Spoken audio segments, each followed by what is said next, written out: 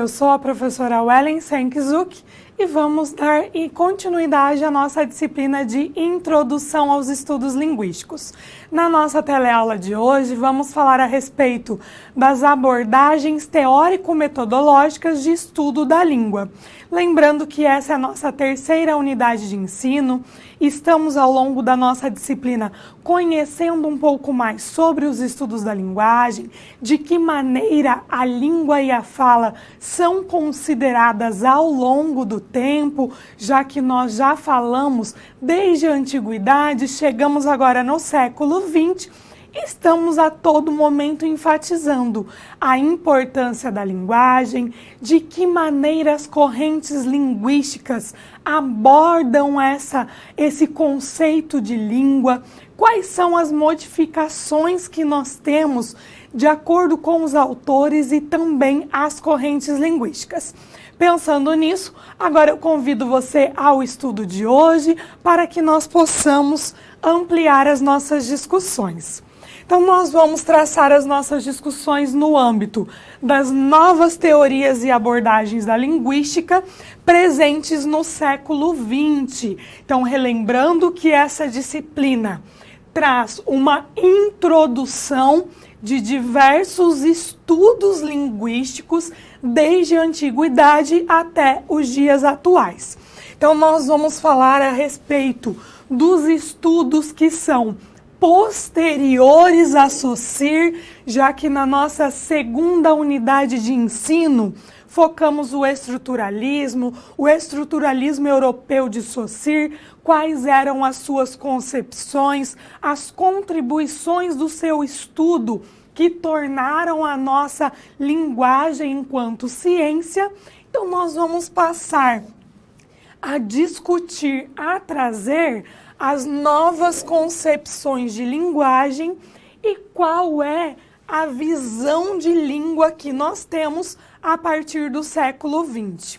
Nós esperamos, com todas essas discussões, ênfase em alguns autores e também essas correntes linguísticas, que você consiga apreender os conceitos que são discutidos e, mais do que isso, que você verifique, que você reflita sobre cada uma dessas abordagens, porque cada abordagem trará um direcionamento diferente, irá enfatizar o papel da linguagem no aprendizado dos nossos alunos de maneira diversa.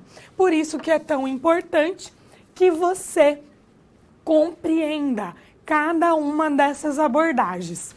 Saliento que essa disciplina, então ela traz conceitos, discussões iniciais, introdutórias, já que o grande objetivo dessa disciplina é que você consiga compreender o porquê das teorias atuais terem essa visão, o porquê das teorias atuais quererem se desvincular das anteriores.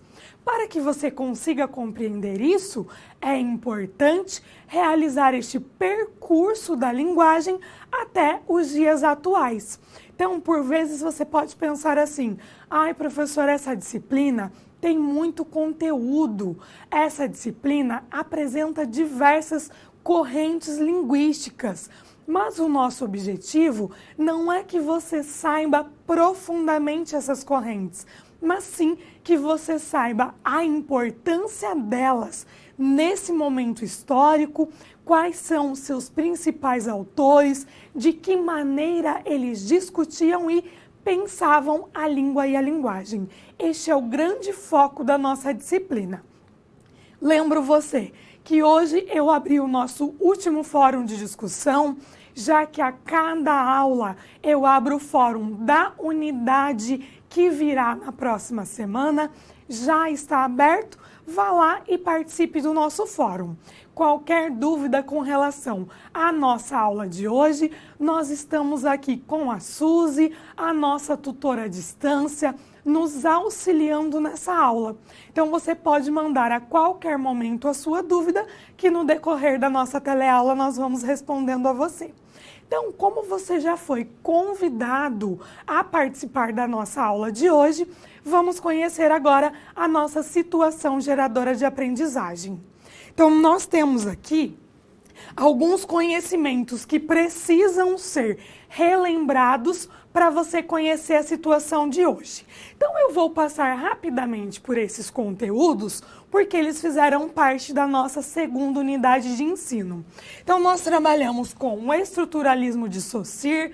Você pôde compreender que ele divide as suas teorias em dicotomias. Tínhamos Lang, Parrot, sintagma, paradigma, diacronia e sincronia. Então, ele vai trazer os seus estudos dentro dessa abordagem estruturalista da Europa. Vimos as ideias de André Martinet com relação à dupla articulação da linguagem, enfatizando os níveis de análise linguística, morfológico. Nós também tínhamos o fonológico, além do sintático semântico. Então, todas essas discussões de Martinet, você também deve se lembrar do estruturalismo norte-americano, em que Bloomfield traz aí um diferencial dos estudos de Saussure, quando ele passa a enfatizar os seus estudos na fala. Saussure só trabalhava com a língua. Bloomfield já vai trabalhar com a fala, mesmo que ele desconsidere a semântica das estruturas. Sapir também será um grande teórico do estruturalismo norte-americano. Ele vai romper com as ideias de Saussure e vai trazer a ideia de deriva linguística. Então, apesar desses autores trabalharem com a estrutura da língua, por estarem dentro dessa corrente do estruturalismo, eles vão passar a trazer novos estudos com relação à linguagem. Não vão mais desconsiderar a fala, mas vão unir os aspectos da fala às estruturas da língua.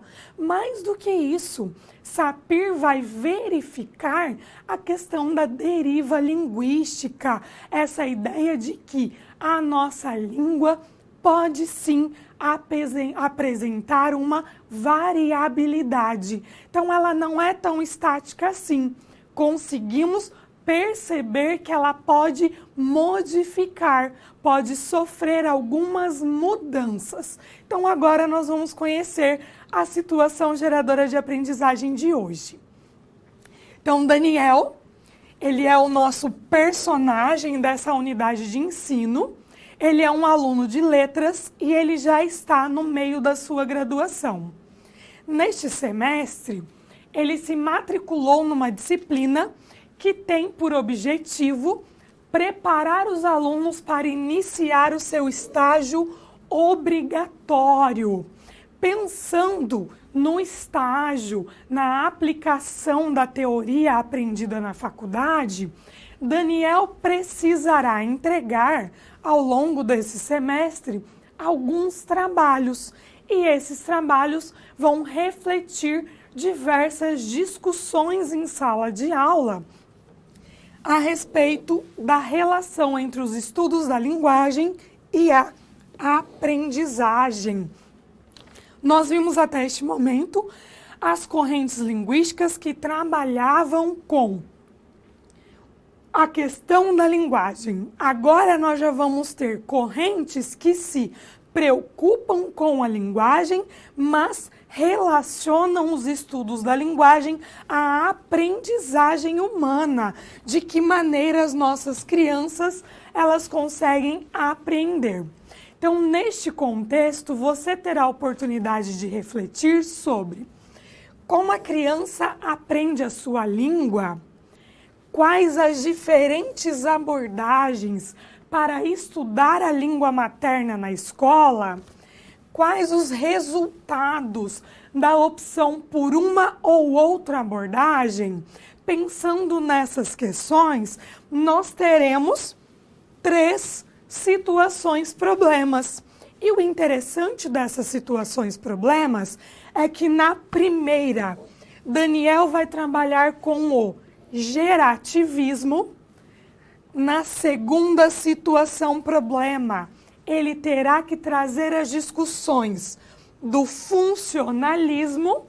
E na sua última situação problema, ele trará as discussões sobre aquisição de linguagem com a corrente do socio-interacionismo. Então, nós vamos a todo momento, na nossa aula de hoje, trazer as concepções do gerativismo, funcionalismo e vamos finalizar com o socio-interacionismo. Então, agora você verá o vídeo e nós já voltamos com a nossa primeira situação problema. Olá! Você já pensou no dia a dia da carreira que você escolheu seguir? Bom, para ter uma ideia dos desafios da sua área, agora você vai procurar soluções para situações problema. Para prosseguir, primeiro é necessário ter estudado e finalizado a sua pré-aula, já que é nela que você encontra os conceitos e as teorias da disciplina. Feito isso, você vai conhecer a sua primeira SP e vai identificar onde a situação se passa, quais agentes estão envolvidos e quais são os recursos disponíveis. Com essas informações, você vai problematizar o contexto apresentado para então solucionar o desafio. Preparado para começar a SP1? Então, boa sorte e até mais!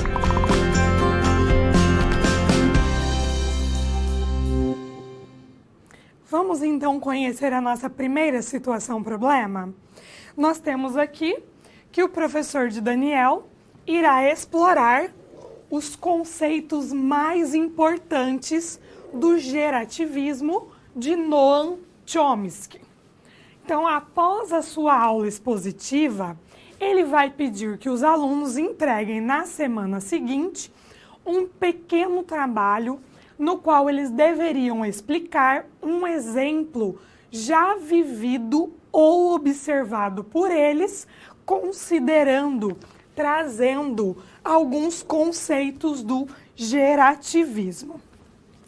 Pensando nos conceitos do gerativismo, Daniel logo se lembrou do fenômeno da recursividade e de uma brincadeira que ele e os seus amigos faziam quando crianças, chamada de Fui à Feira.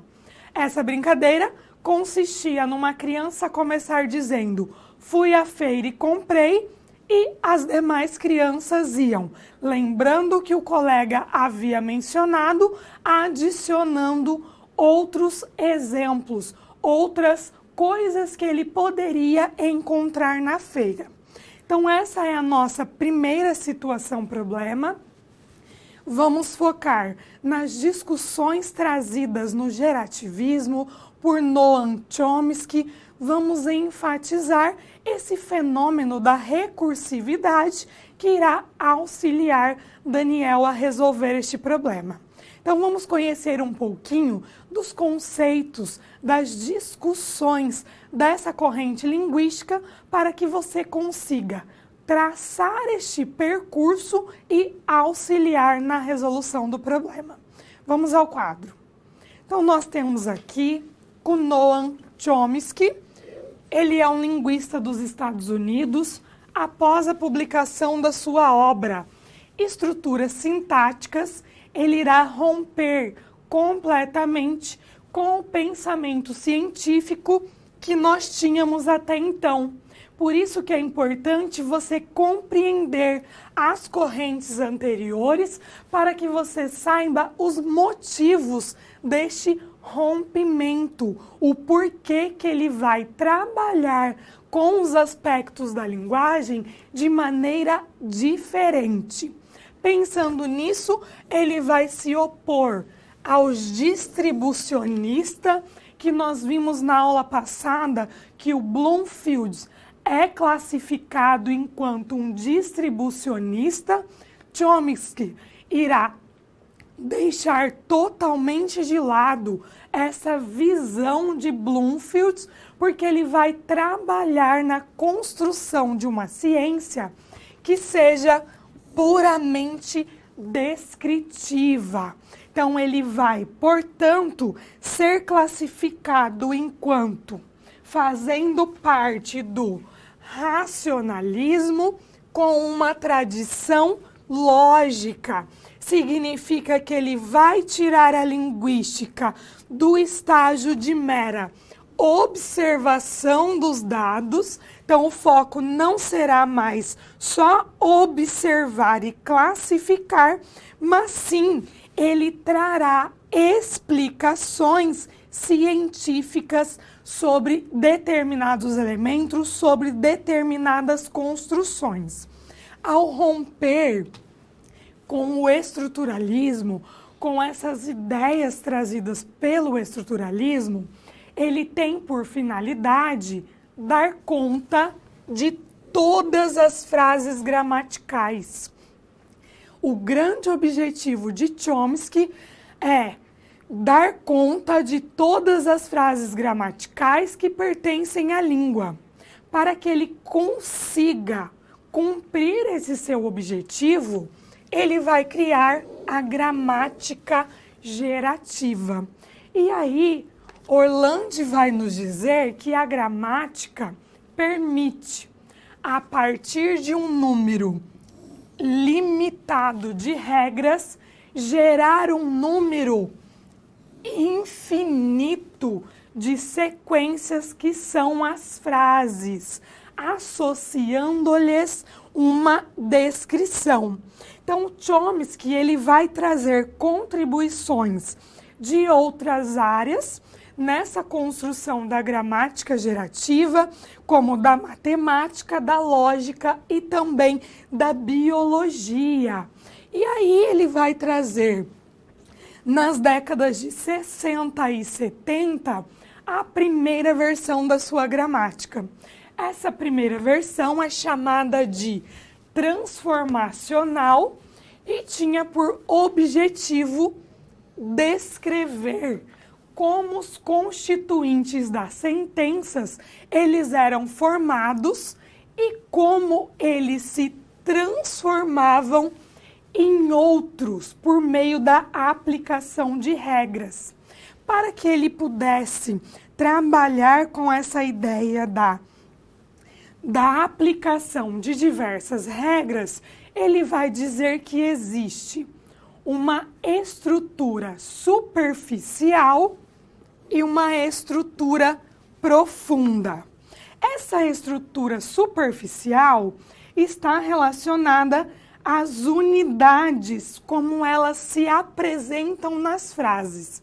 Então, a maneira que as frases são compostas, são construídas, estão dentro da estrutura superficial. Quando nós vamos para a estrutura profunda, nós já estamos trazendo os sentidos. Vamos relacionar os sentidos, a maneira como nós conseguimos interpretar, compreender estas frases. Então, no superficial, nós temos a frase, a maneira que ela é feita, e na estrutura profunda nós já vamos compreender esta frase. Chomsky, ele vai considerar, ele vai focar os seus estudos na sintaxe, porque ele acredita que a sintaxe ela é central e totalmente autônoma. Ele só vai trazer os aspectos do sentido, da semântica, quando ele quiser trabalhar com a estrutura profunda.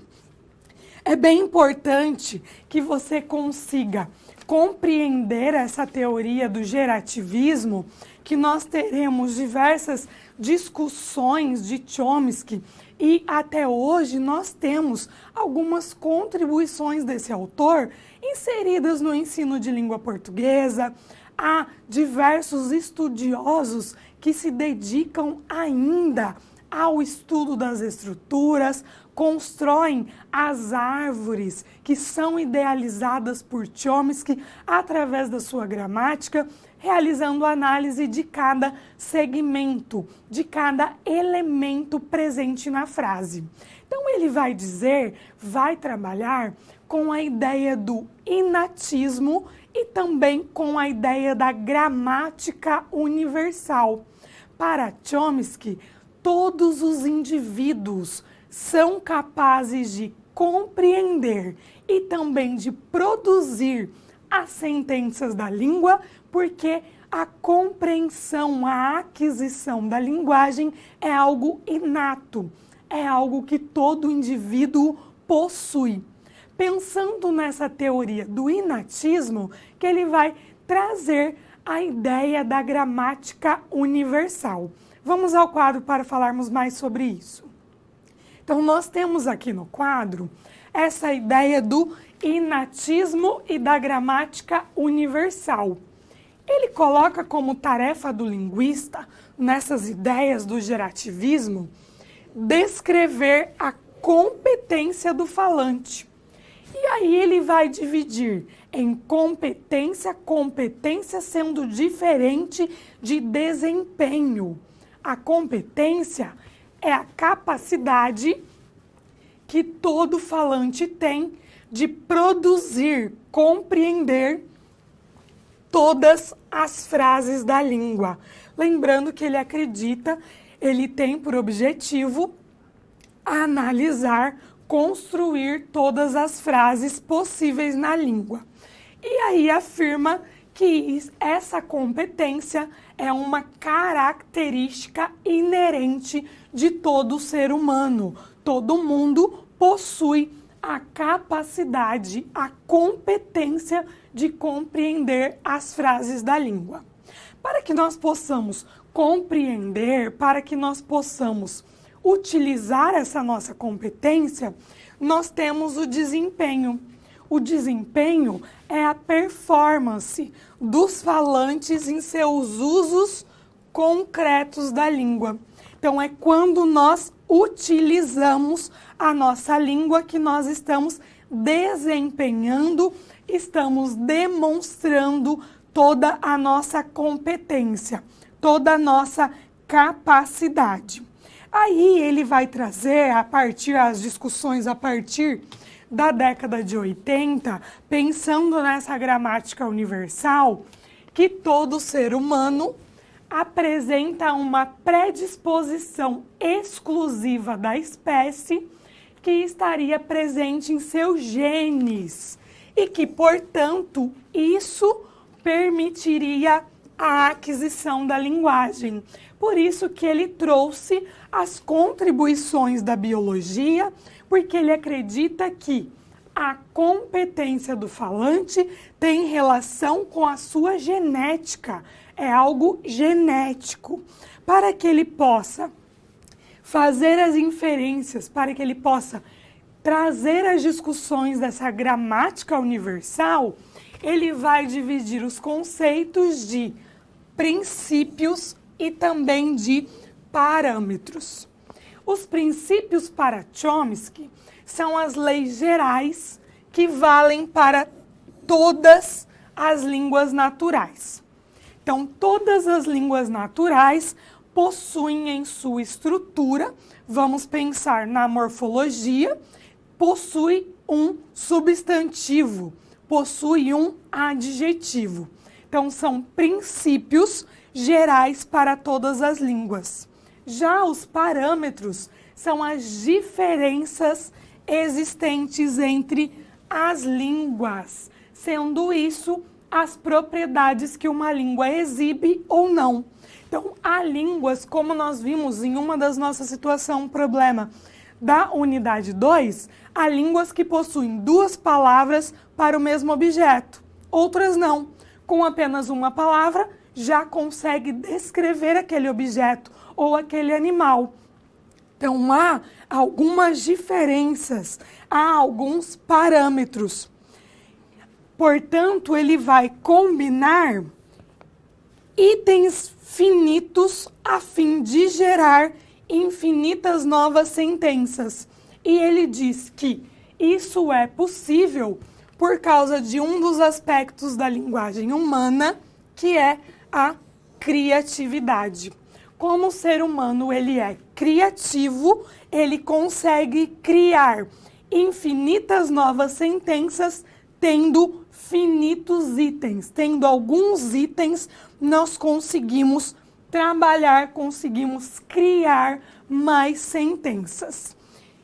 Que é o caso do conceito da recursividade, que é o que o nosso personagem Daniel precisa explicar, precisa trazer nessa situação problema. Então, a recursividade trazida no gerativismo está relacionada à aplicação do mesmo processo, da mesma regra, repetidas vezes. Então, nós vamos nos utilizar da mesma sentença, dos mesmos elementos diversas vezes, montando, trazendo sentidos diferentes. Nesse poema do Drummond, nós temos João amava Teresa, que amava Raimundo, que amava Maria, que amava Joaquim, que amava Lili, que não amava ninguém. Então, aqui nós conseguimos perceber o recurso da recursividade, porque nós vamos ter João amava Teresa, que amava, que amava, que amava, que amava. Então, nós temos o mesmo processo repetidas vezes, fazendo outras construções, trazendo outros sentidos. Então, nós vamos perceber que as pessoas amavam pessoas diferentes. Então, um amava o outro que amava um outro indivíduo. E Lili que não amava ninguém. Então, o Drummond ele vai explorar esses limites da recursividade e para que nós possamos compreender esse poema do Drummond, nós vamos nos recorrer aos elementos extralinguísticos, que estão fora dos mecanismos da língua. Essa ideia do amor, essa ideia de que você pode amar uma pessoa e não ser correspondida. O mesmo que acontece com a nossa capacidade de memória.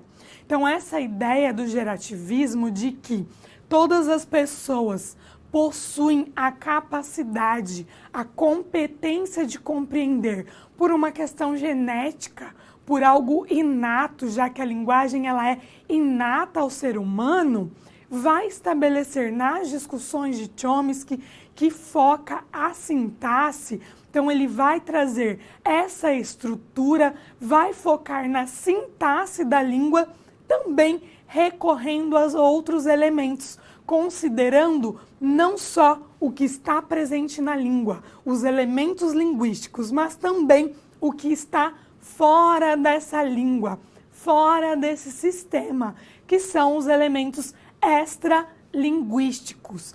Então, antes nós tínhamos correntes linguísticas que focavam apenas a estrutura. Agora nós passamos a ter uma modificação. Não temos mais o foco somente na estrutura.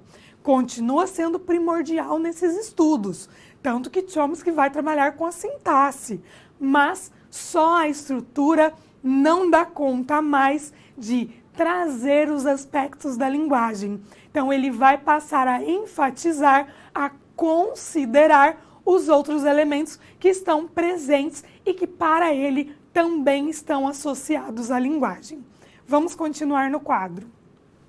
Então, essa corrente do gerativismo vai focar, vai trabalhar em diversos elementos, pensando em uma gramática universal.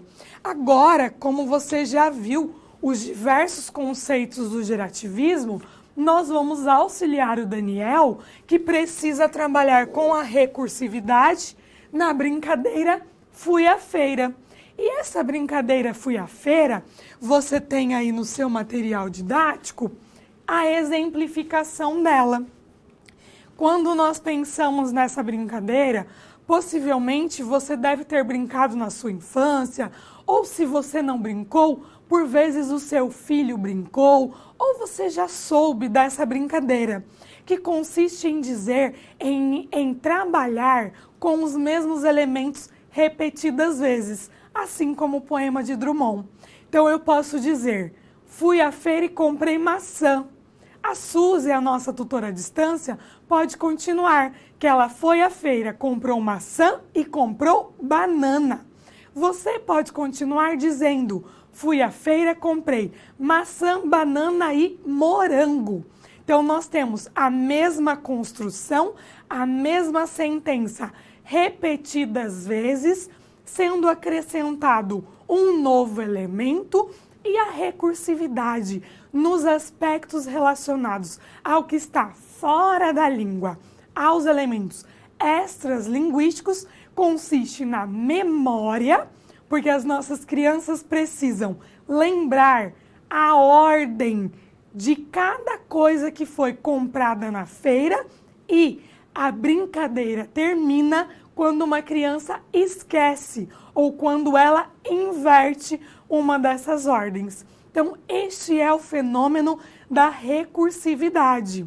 Quando nós conseguimos trabalhar com uma mesma estrutura, repetidas vezes, mas trazendo informações novas, inserindo novas palavras, novos conceitos e considerando tanto o que está na língua, a sua estrutura, a sua sintaxe, quanto o que está fora dessa língua.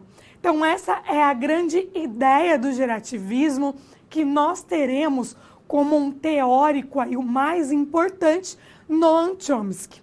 Então, agora você será direcionado a ver mais um vídeo para que você possa conhecer a segunda situação problema de hoje. Misericórdia.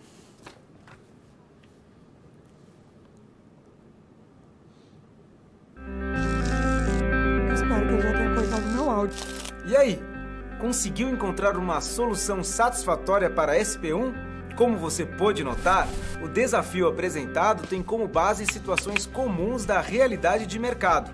Eles são elaborados a partir de informações de empresas, experiência dos professores e acontecimentos do cotidiano. Isso significa que antes mesmo de você se formar, além de todo o conhecimento teórico, você já está em contato com a realidade do seu futuro profissional. E caso surja alguma dúvida, acesse o fórum e envie a sua pergunta, ok? Confere agora a SP2.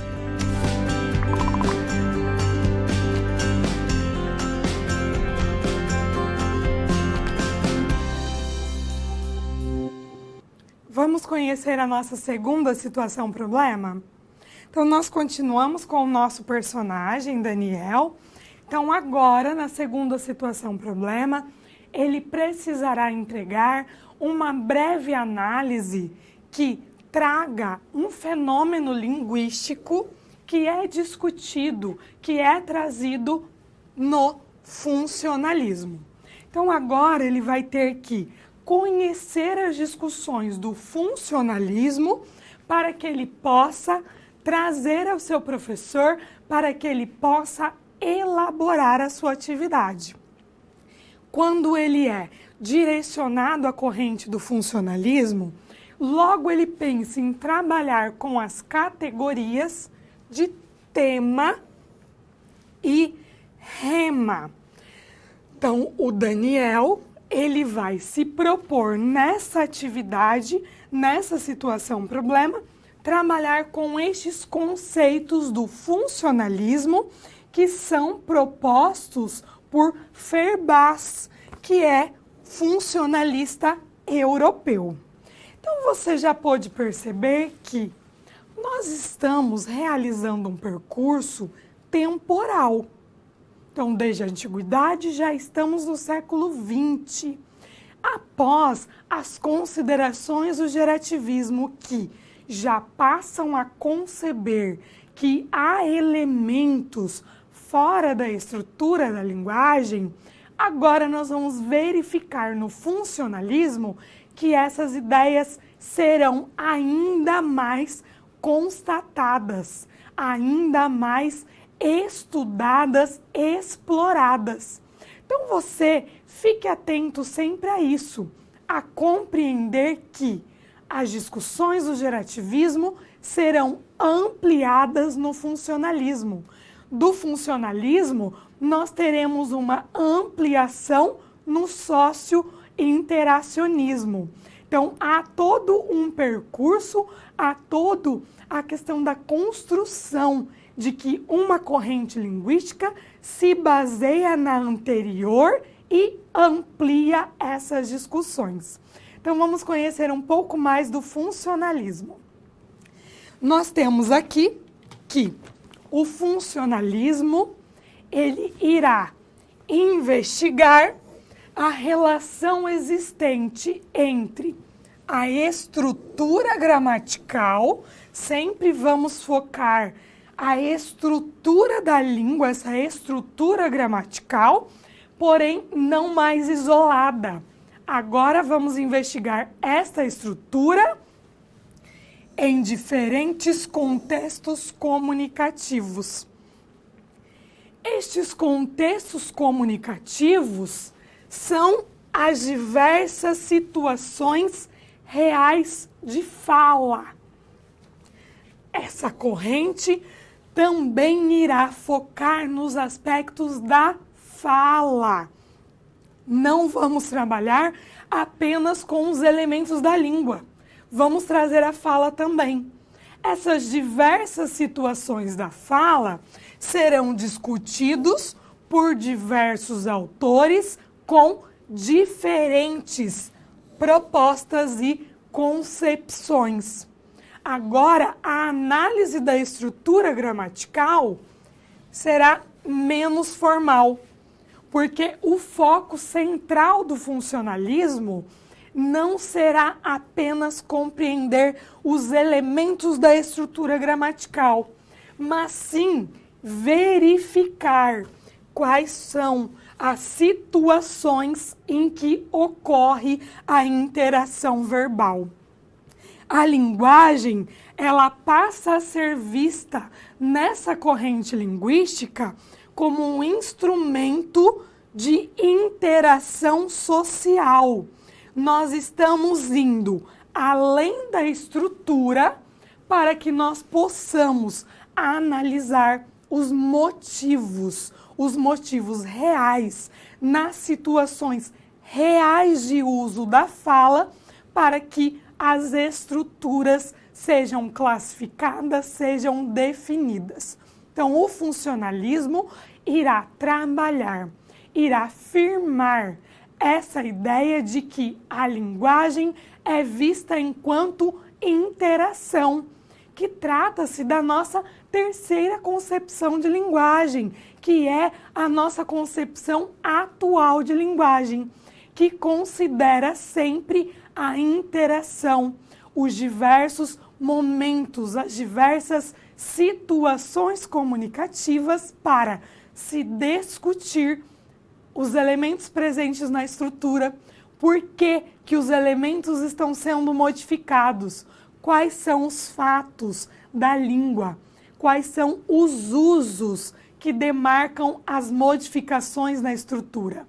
Então, nós vamos passar a verificar essa interação social para compreender os mecanismos da língua. Então, há aqui um divisor de águas. Com o funcionalismo, nós passamos a considerar a interação, essa interação verbal, todos os aspectos sociais da fala acontecendo em diversas situações comunicativas. E é bem interessante isso, porque até nos dias atuais nós estamos trabalhando com essa concepção de que a nossa linguagem, ela é a interação. Ela ocorre em meio à interação social. Então, vamos falar um pouquinho mais do funcionalismo. Então, nós temos aqui no quadro algumas características funcionais. Essas características estão relacionadas aos dados reais. Não vamos mais criar frases, não vamos mais criar textos que não são reais, mas nós vamos buscar na fala, vamos até o falante verificar qual é a estrutura linguística que ele utiliza para que nós possamos traçar os nossos estudos. Então, são dados reais, dados de fala ou escrita, retirados dos contextos efetivos de comunicação, dos contextos reais, buscando a ideia dos universais linguísticos, essa ideia de universalidade dos usos a que a linguagem serve nas sociedades humanas. Então, os traços incomuns, aquilo que nós temos de universal. Além dos dados reais, consideramos as noções extralinguísticas, o que está além da estrutura. A língua passa a ter uma nova concepção.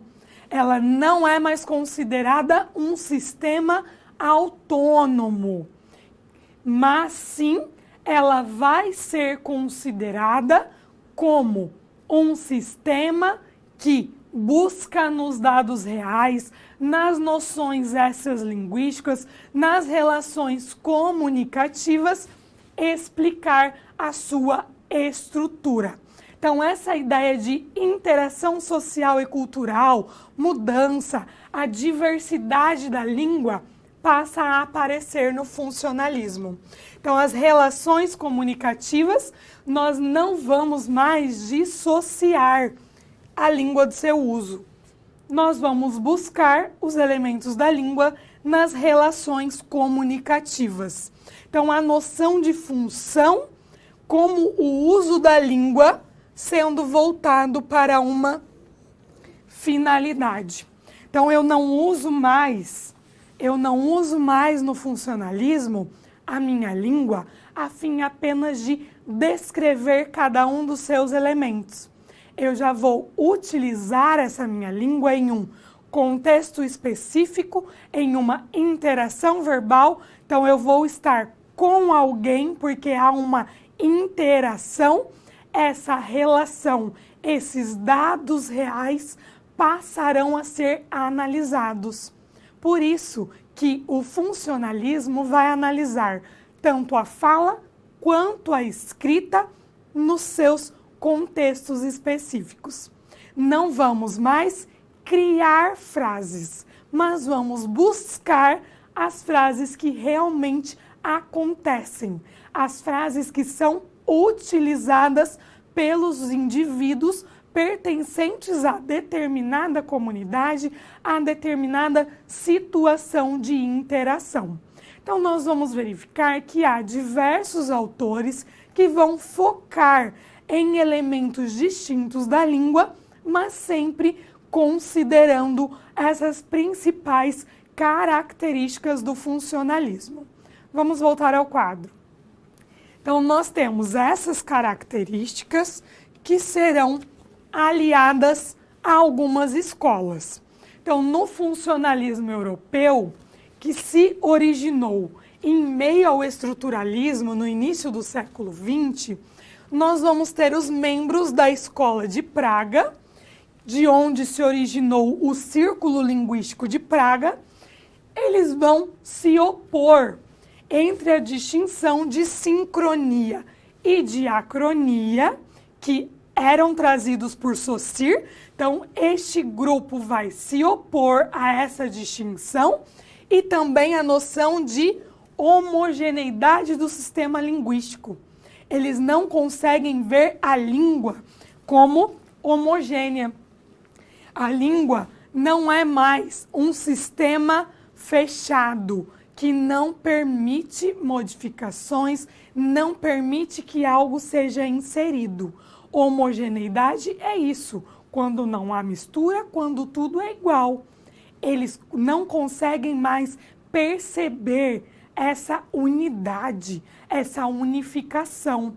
Eles passam a verificar que a língua ela é heterogênea, ela é diversa, ela apresenta diversas variações, diversas modificações.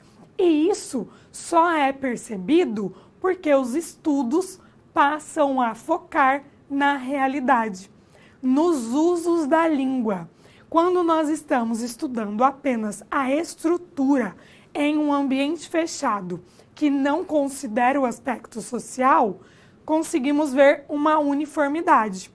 Quando nós acreditamos que só estudar essa uniformização não é o suficiente e nós vamos para os ambientes, vamos até a sociedade buscar os usos reais, peraí, essa concepção de Saussure de que a língua era homogênea passa a não mais fazer sentido. Não dá mais para ser compreendida dessa maneira. Então, eles passam a identificar que há elementos, há coisas que a modificam.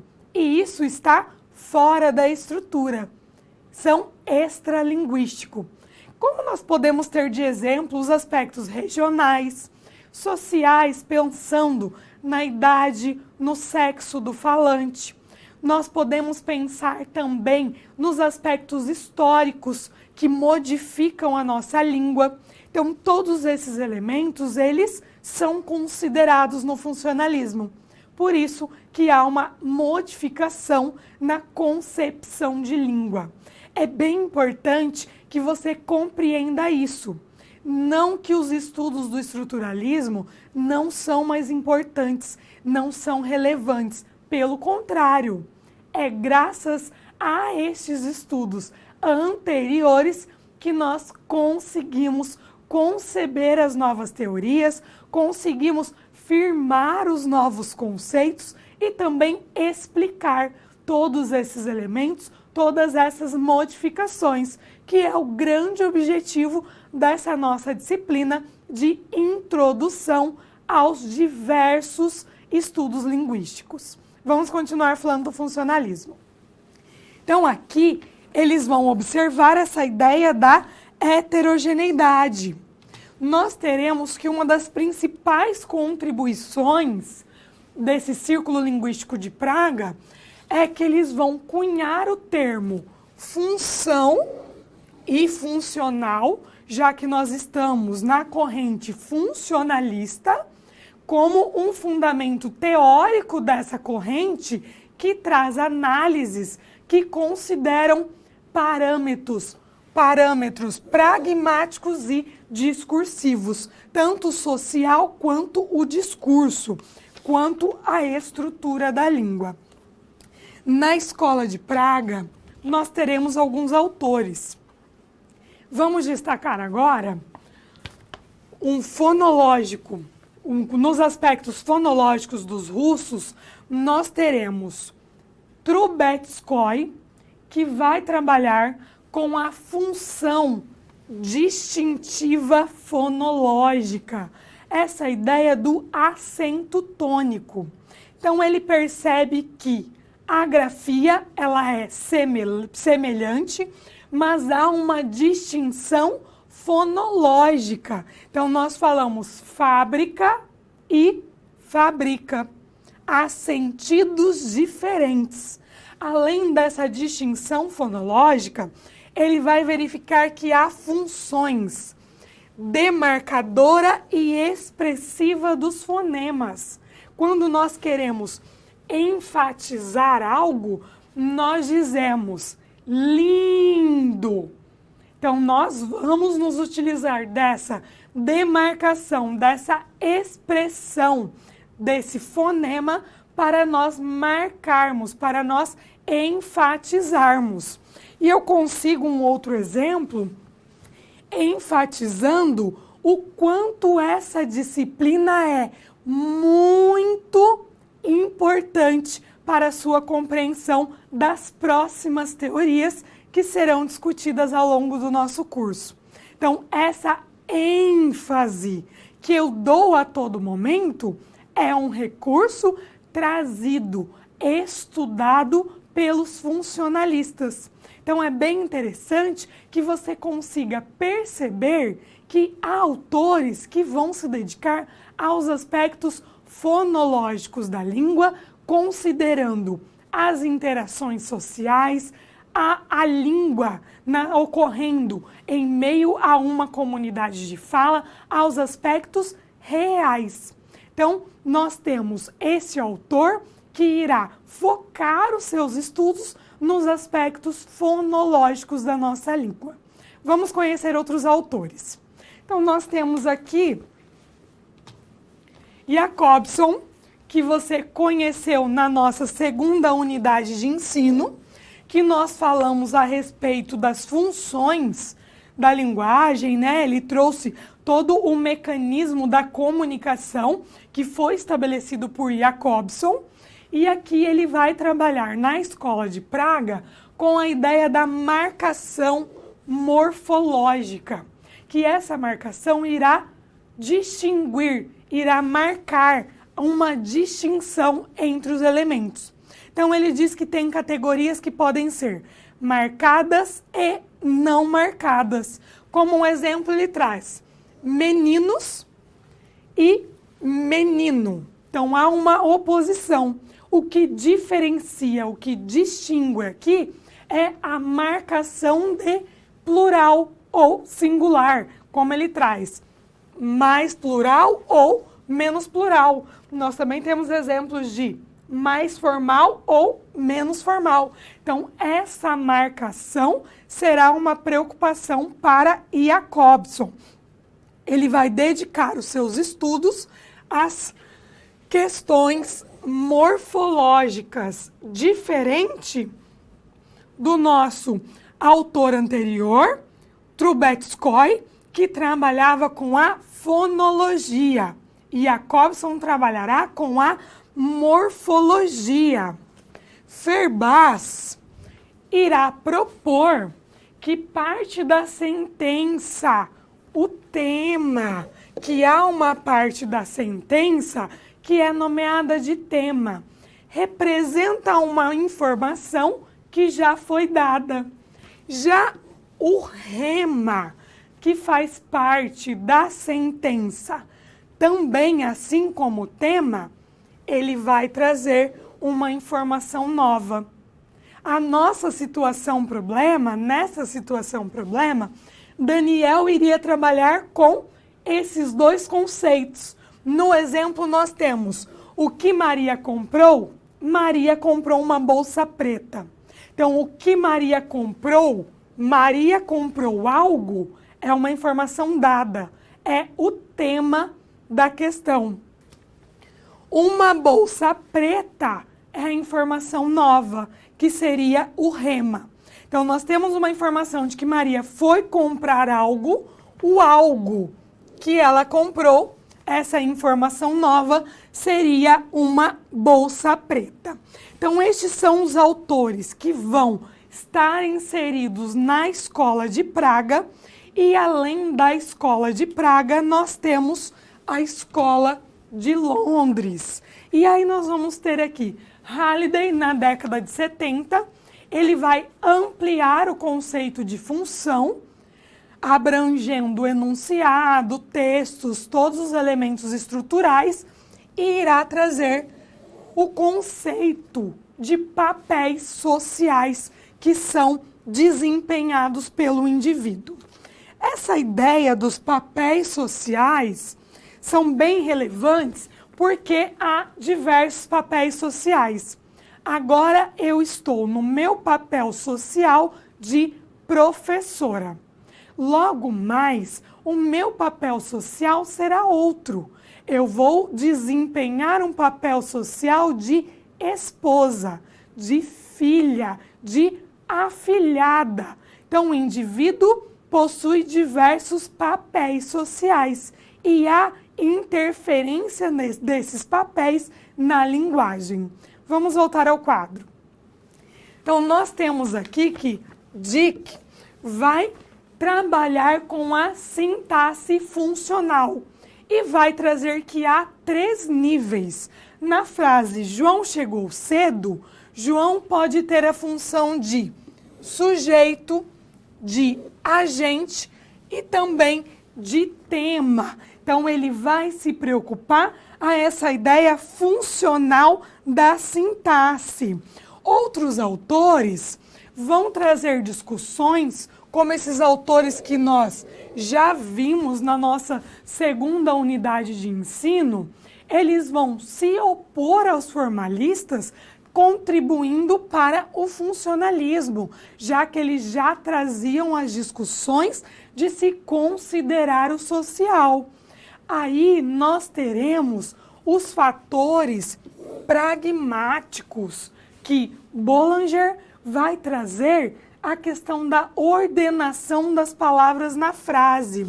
Estou trazendo esses autores para que vocês tenham conhecimento que todas essas discussões do funcionalismo não foram feitas por um único autor, mas por diversos. Então, há o funcionalismo europeu e também o norte-americano. Todos eles vão considerar os contextos discursivos. Isso passa a ser importante. Então, a gramática ela passa a ser vista como um organismo adaptável. Antes ela era imutável. Agora ela vai se adaptar às necessidades comunicativas. A gramática de qualquer língua exibe os padrões morfossintáticos que são estáveis, como eu exemplifiquei. Substantivos, verbos, sistematizados pelo uso, ao lado de mecanismos de codificação emergentes. E aí há 3 princípios fundamentais deste funcionalismo norte-americano: a informatividade, a iconicidade e a marcação. Então, a informatividade é o conhecimento que nós partilhamos com os sujeitos da interação, da situação comunicativa. A iconicidade é a forma e o significado que passa a ser considerado nos estudos funcionais, e a marcação está relacionado à estrutura das línguas, como nós vimos, marcação de plural ou sem marcação de plural.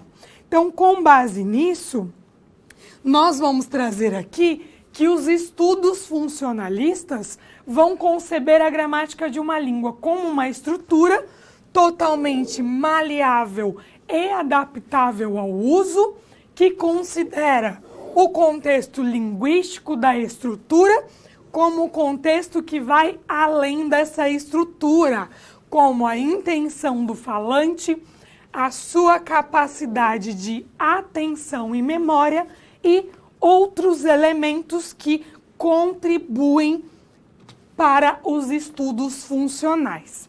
Então, Daniel, ao utilizar os conceitos de tema e rema, ele trouxe um exemplo.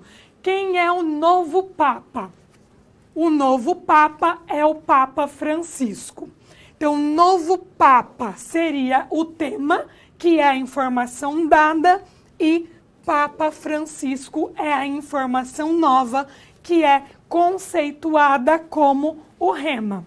Então, a partir dessas discussões do funcionalismo, você consegue auxiliar na resolução deste problema e será agora direcionado a conhecer a nossa terceira situação-problema.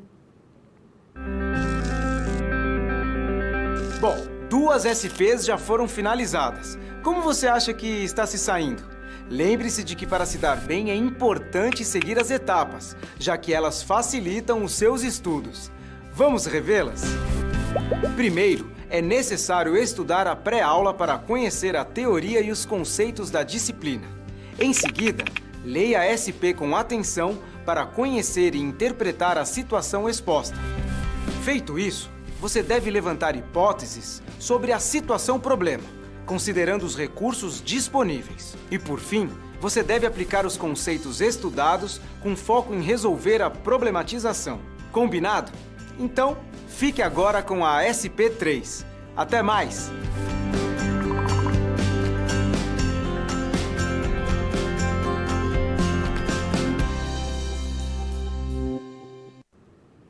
Antes de nós conhecermos a nossa terceira situação-problema, o aspecto da recursividade é quando nós repetimos a estrutura. Então, eu posso dizer assim: Bruno Borges bebeu bem, Carolina bebeu muita coca, João bebeu muito refrigerante, Manuela bebeu muita cerveja, Marcelo bebeu muita água. Então, essa estrutura que se repete, alterando o tipo de bebida ao final, é que irá demarcar essa recursividade. Então, agora convido você a conhecer a nossa terceira situação-problema. Então, o Daniel agora, ele já finalizou as teorias do gerativismo e do funcionalismo e ele precisará focar no seu estágio obrigatório. Então, ele vai fazer uma breve análise do processo de aquisição da linguagem. Para isso, ele vai trazer os conceitos propostos por Vygotsky, que são estudados no socio-interacionismo, a próxima corrente linguística que nós vamos verificar agora. Ele vai centrar os seus exemplos no discurso socializado, discurso interior e fala egocêntrica, utilizando como exemplo a sua sobrinha Juliana. E aí, nós vamos refletir sobre a influência das relações sociais no desenvolvimento tanto do pensamento quanto da linguagem, a relação que o homem tem com o mundo através dos sistemas simbólicos, além da aprendizagem dos diversos tipos de discurso, do chamado socializado até o interior, passando pela fala egocêntrica. Então, o socio-interacionismo de Vygotsky irá se basear na psicologia sócio-histórica, trazendo algumas concepções da psicologia como ciência natural e como ciência mental. Então, ele vai trazer a ideia dos experimentos, que considerava o homem como um corpo e tentava explicar esses processos. Então, ele vai se utilizar dos experimentos e na psicologia como ciência mental, ele vai relacionar a filosofia e as ciências humanas, procurando essa ideia de descrever. Então, ele vai descrever as propriedades, os processos psicológicos superiores, tomando o homem como mente, consciência e espírito. Por isso, essa ideia de que ele vai considerar também a interação da linguagem enquanto uso, pensando nos processos psicológicos superiores, que são aqueles que caracterizam o funcionamento psicológico humano, as nossas atenções voluntárias.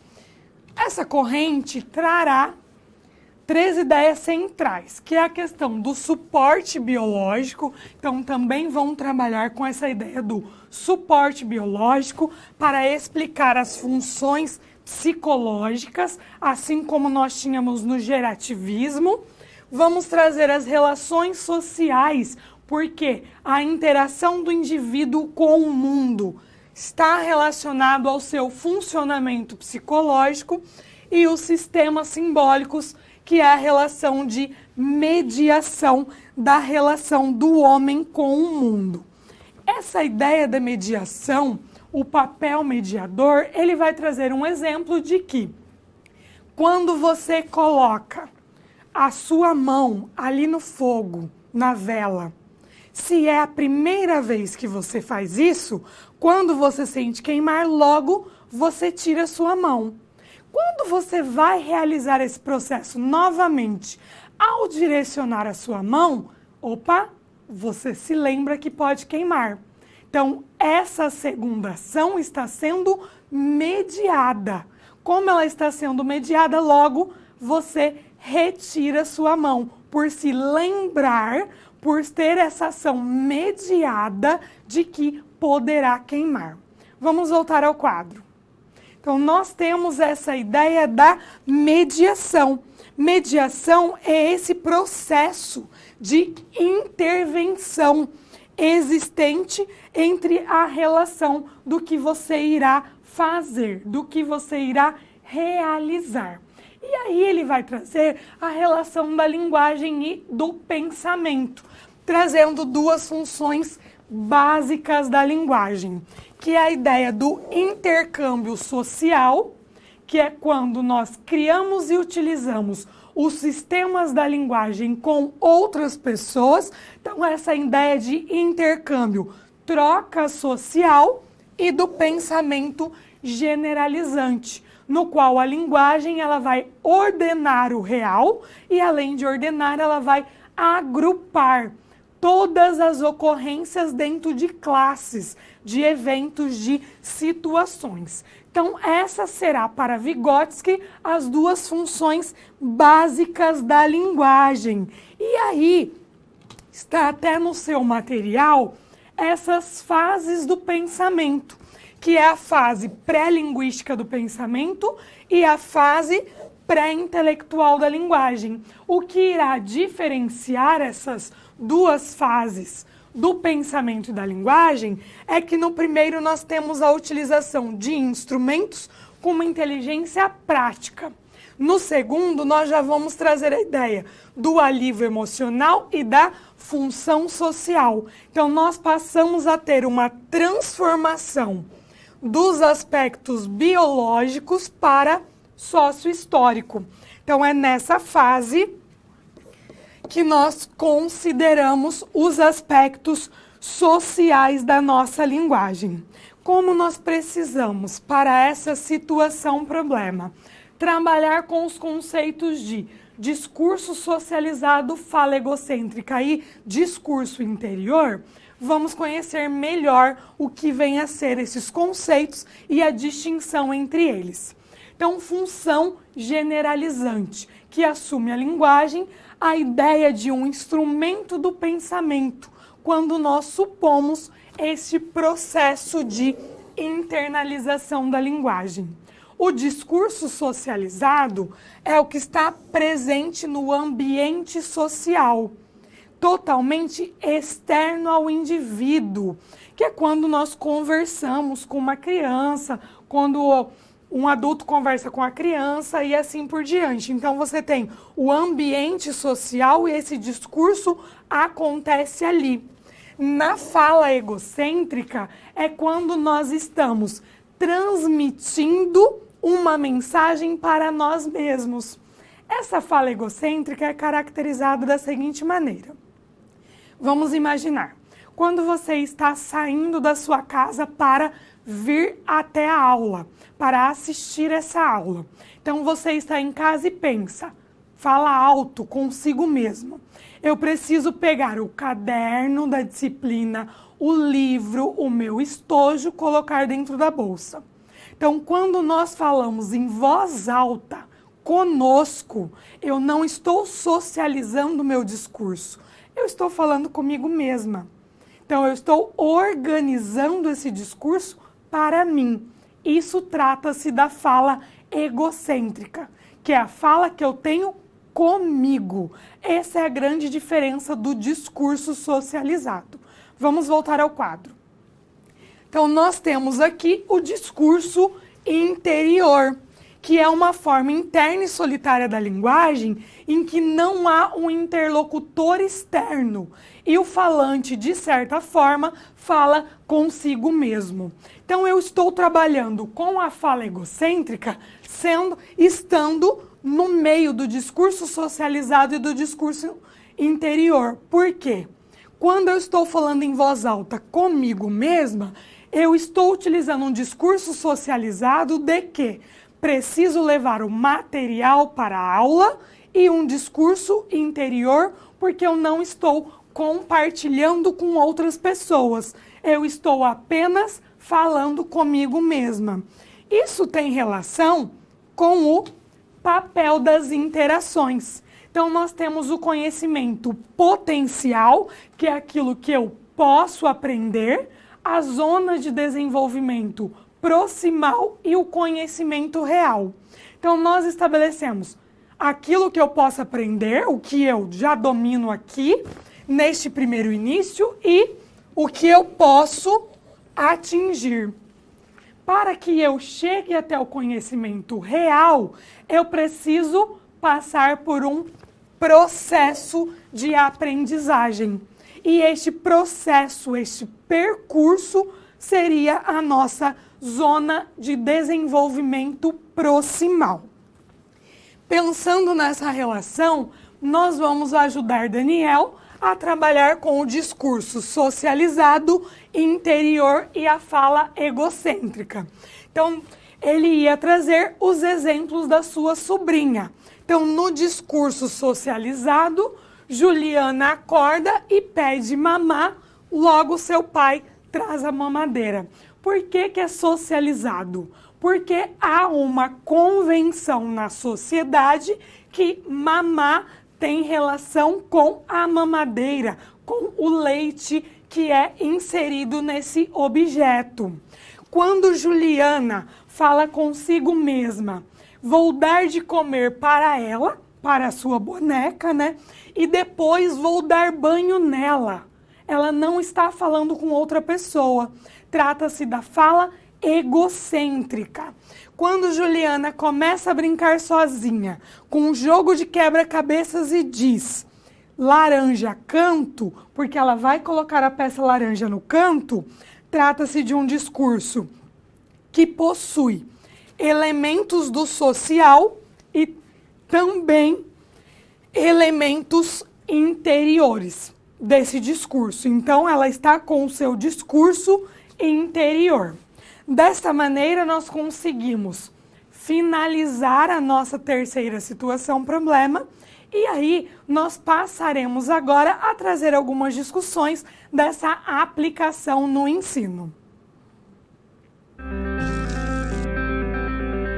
Bom, chegamos ao final da nossa aula. E depois de concluir todas as SPs, é hora de você refletir sobre tudo que aprendeu com os desafios.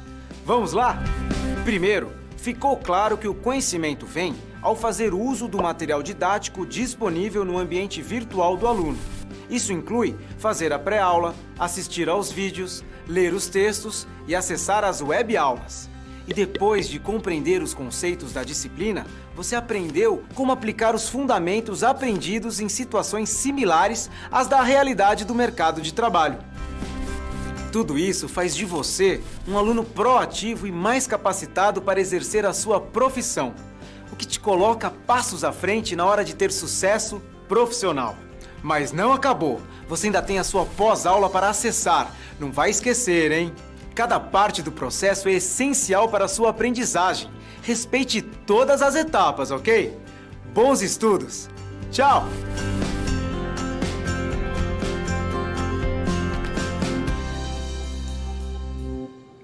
Nessa parte da aula, provocando novas situações, trouxe um pouco da aplicabilidade dessas três correntes teóricas para a sala de aula. Vamos verificar. Então, nós temos aqui como nós poderíamos trabalhar com o gerativismo no ensino de língua portuguesa. Esses elementos, essas contribuições estão no seu material. Trouxe porque eu considero importante nós já focarmos em alguns documentos que norteiam o ensino de língua materna. Então, nós temos aqui qual poderia ser a contribuição da teoria gerativa efetivamente para o ensino de língua materna. Então, primeiro, os documentos parâmetros curriculares nacionais, eles vão propor que o ensino normativo da gramática não deve mais ser o objeto das aulas de língua portuguesa. Pensando que nós não devemos focar apenas nas estruturas, nós precisamos considerar melhor a língua através das suas relações sintáticas. Então, nós vamos verificar esses termos na frase, ao invés de estudar um contexto maior. Então, essa noção configuraria uma independência da sintaxe como um objeto de estudo para o professor. Então, essa troca de informação em sala de aula, na compreensão da existência que há diferentes registros, diferentes relações sintáticas, já que nós vamos focar na sintaxe, no gerativismo, mesmo que a orientação seja para não realizar um trabalho descontextualizado, é possível que o professor trabalhe com a gramática descritiva, promovendo reflexões sobre a estrutura, sobre todas essas relações que a sintaxe estabelece. Aí nós vamos verificar que desde a LDB, Leis, Diretrizes e Bases, a abordagem funcionalista já imperava. Então, nós já tínhamos na LDB a orientação baseada na vertente da transdisciplinaridade, focando o caráter social do uso linguístico, pensando que os professores deveriam promover em sala de aula atividades que estavam presentes na sociedade, na língua sendo considerada real, nas interações de comunicação. Isso em 96. Mas na LDB de 71, nós tínhamos a ênfase para a fixação da nomenclatura gramatical. Então, nós tínhamos uma dissociação da análise do uso das categorias. Então, antes, a orientação era que podia ser trabalhado com estruturas soltas, descontextualizadas. Não havia a necessidade do contexto de interação, de um texto, de um gênero textual como base. Em 96, nós já temos uma modificação. Deve ser abolida essa ideia.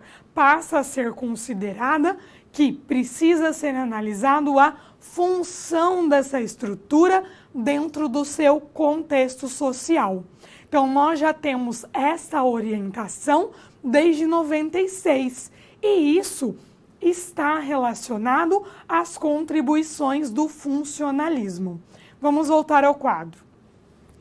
Então, nós conseguimos perceber nessa abordagem do funcionalismo toda essa modificação. Por que que houve essa modificação? Por causa do fracasso escolar. As crianças não conseguiam compreender que a língua aprendida na escola era a mesma língua que ela utilizava. E aí nós vamos ter, com os parâmetros curriculares nacionais, essa abordagem que precisa analisar e refletir sobre a língua, pensando nela como um instrumento de acesso e apropriação de bens culturais e participação no mundo letrado, então, em meio à sociedade. Então, propõe aqui uma aproximação entre a língua que é estudada na escola e a língua que o aluno utiliza efetivamente. Pensando no interacionismo, já que nós estamos pensando no uso, nessa relação, é preciso que haja um estímulo para a promoção de situações que incentivem a curiosidade das crianças e possibilitem a ela um aprendizado das fontes que deem acesso ao conhecimento. Por isso, é incentivada a disposição para ouvir e anotar as manifestações, trazendo todas essas concepções de Vygotsky que podem auxiliar na interação. Então, essas teorias, elas vão contradizer o estruturalismo, trazendo uma nova abordagem. As próximas correntes que nós veremos na nossa última teleaula semana que vem também trarão novas concepções sobre a linguagem. Então, eu espero vocês na nossa aula atividade e até a próxima!